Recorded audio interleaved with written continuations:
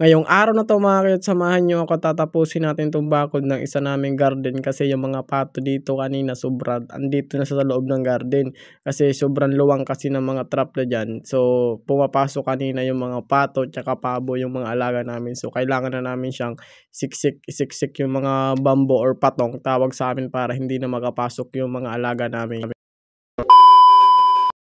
So, yun na nga mga kayot for today's video at ayan kakagisi lang natin kasi kakatila lang ng ulan and siyempre hapon na rin at kailangan na natin mag-almos ay papunan pala. Sorry, nabubulol talaga ako pag bubis over, pagpasensya nyo na mga kayot. At lumabas na nga ako dyan mga kayot kasi yung medyo maingay sa labas kasi yung mama ko nagagalit na kasi yung mga pato dito kanina sa amin ay yung mga pato at mga alaga na yan, mga pato na yan, nasa loob yan kanina ng garden niya. So ayan, tinitingnan niya ng mga ayan no, yung mga team etik na yan. Yan, pasok ng pasok yan sa garden kasi nga maluwang yung mga nakalagay diyan na bamboo or patong diyan sa loob ng garden na yan. Kaya si mama hinihigpitan na niya or nalagyan pa niya ng isa pang patong para hindi na makapasok yung mga pato tsaka pabo diyan sa loob na yan. Na siya mga ito. Tagal na. Kama portahan deh.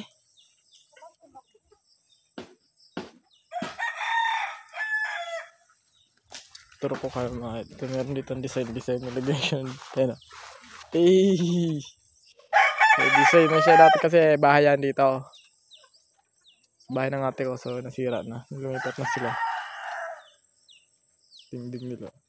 Panas ka juara, may design na. Apakaangas. Tapos dito mga kayo. Pero pa kami dito bahay na isa. Ayan. Under construction. Bahay naman ito ng kapatid kong lalaki. Siguro bukas bububungan na yan. Ayan o. Diba? So natutulog ako ingay-ingay ito. So tuturuan natin yung mother ko. Yung ginagawa niya. Maulan kasi ngayon dito mga kayot. Actually kakatila lang ng ulan. Ayan. Yung bahay namin. Mag-isa lang kami sa bundok. Ay yung garden ko. Bahay. Mama kanina pagtatrabaho ito eh. Nakali mo naman may ginaya siya san? Ha? Ano mo lang na da? Ha?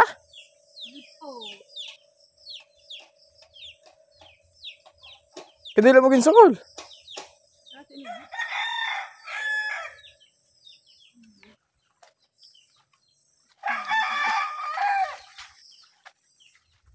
May ka naman. May. Ha? Hello. Hello. Nagpapanday ng garden. Hello. Ayun kasi may mga tanim siya dito. Ay, ito yung sili. Siling labuyo. Ayan. Tanong mo yung tudok lang mga ganyan. Tinanong mo talaga ng sili. Tanong mo yun. Ayan. Yan. Yung mga tanim na kasi yan. Hindi pa maradaki. So, update ko kayo dito sa amin sa kanyang garden. Ito yung garden niya. Maulan dito ngayon. At tinulungan ko na nga dito mga kayot yung mama ko para paglagay niya ng bakod dito at yung mga patong na yan para matapos na rin. At baka kasi umulan na naman kasi kakatila lang ng ulan dito sa amin. Siguro may bagyo pa parating o may bagyo talaga. Di namin alam yung anong panahon kasi wala rin kasi I mean TV dito. Pero meron kaming kuryente mga kayot. So matagal na rin kami nagkaroon ng kuryente. Almost 2 years, di ko alam. So ayun mga kayot, pinto ko lang kasi dati lang kami, gas lang yung gamit namin sa bahay. Siyempre nag-upgrade na tayo, nagkaroon tayo ng kuryente since 2018. Hindi ko sure, hindi ko na maalala kung anong taon yun. So ayan, nilalagyan na namin siya ng mga panibagong patong ng patong. Bars yun. Yung patong kasi tawag sa amin yung bamboo talaga. Kawayan. Nilagyan namin kasi yung mga pato talaga, galit na yung mama ko. Kasi may mga tanim na kasi yan sa loob. Yung mga pato, tsaka pabo, pasok ng pasok. So nilagyan namin siya para hindi na ulit makapasok. So ayun mga kayo, tinupdate ko lang dito sa aming garden kasi nga, yung pato. Ha? Paano kumatin nyo?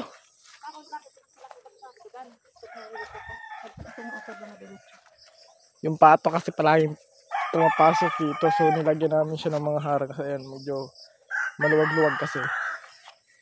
Andun yung dalawang pato, nakita nyo, ayun, oh.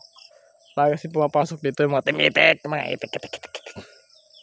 So, ayun, nalagyan namin siya ng harang para hindi ito maano na mga tanim. Ayan kasi yung mga tanim, oh. Mga talong yan. Yung mga tanim na to. So, hanggang din na to. Update ko dito mga kayot, kapag malalaki na ito yung tanim na yan, hayaan nyo na yung mga dahon na yan, walang patabayan dito sa tanim namin. So, nire-repair lang namin kasi kakatila lang ng ulan. So, ngayon ako tayo nag-repair ng mother ko. Gising ko lang din. So, may bayabas pala dito. Ito. Yun. May bayabas. Kaya alam ano tayo dyan kasi yung ngipin natin. So yun lang mga kayo, dito lang talagang katapos ng mini vlog natin sa pag-repair natin ng paggagawa natin ng gulayan.